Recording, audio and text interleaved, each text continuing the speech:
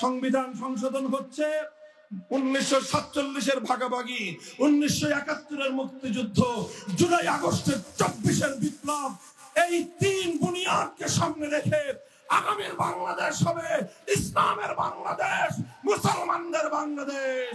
এদেশে হিন্দু থাকবে, বৌদ্ধ খ্রিস্টান সবাই থাকবে। ইসলাম কায়েম হলে অন্য ধর্মাবলম্বীরা বর্তমান সময়ের চেয়েও অধিকার, নিরাপত্তা, সম্মান অনেক গুণ বেশি পাবে। তাদের জানের নিরাপত্তা, মালের নিরাপত্তা, ইজ্জতের নিরাপত্তা, ধর্ম বর্ণের স্বাধীনতার নিরাপত্তা নিরঙ্কুশভাবে ইসলাম তাদেরকে প্রদান করবে। ধর্মনিরপেক্ষ মতবাদ বলবে রাষ্ট্রকে ধর্ম থেকে আলাদা রাখো, রাষ্ট্রকে ধর্ম থেকে আলাদা রাখো, এটা বলবে ধর্মনিরপেক্ষ মতবাদ। আর ইসলাম মুসলমানকে বলবে খবরদার, রাষ্ট্র যেন ধর্ম থেকে আলাদা হতে না পারে, রাষ্ট্রকে ধর্মের আন্ডারে চালাতে হবে।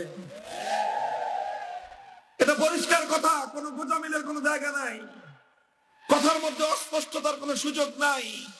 সংবিধান সংশোধন হচ্ছে, 1947-এর ভাগাভাগি, 1971-এর মুক্তিযুদ্ধ, জুলাই আগস্টের 24-এর বিপ্লব, এই তিন বুনিয়াদকে সামনে রেখে আগামীর বাংলাদেশ হবে ইসলামের বাংলাদেশ, মুসলমানদের বাংলাদেশ।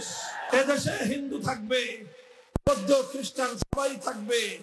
ইসলাম কায়েম হলে অন্য ধর্মাবলম্বীরা বর্তমান সময়ের চেয়েও অধিকার, নিরাপত্তা, সম্মান অনেক গুণ বেশি পাবে। তাদের জানের নিরাপত্তা, মালের নিরাপত্তা, ইজ্জতের নিরাপত্তা, ধর্ম বর্ণের স্বাধীনতার নিরাপত্তা নিরঙ্কুশভাবে ইসলাম তাদেরকে প্রদান করবে। 24-এর 5ই আগস্ট দুপুর 2টা থেকে 3টা পর্যন্ত শেখ হাসিনা পালিয়ে যাওয়ার 1 ঘন্টার মধ্যে টেকনাফ থেকে তেতুলিয়া গোটা বাংলাদেশে ভাস্কর্য নামক সমস্ত মূর্তি তাওহীদি জনতা ভেঙে গুড়িয়ে দিয়েছে। কিন্তু হিন্দুদের কোন মন্দিরে ফুলের টোকাও দেওয়া হয় নাই, হিন্দুদের কোন দেবতা ভাঙ্গা হয় নাই, তাদের কোন মূর্তিকে গালমন্দ করা হয় নাই, তাদের কোন মূর্তির গায়ে আঁচড় দেওয়া হয় নাই। কি বুঝা গেলেন?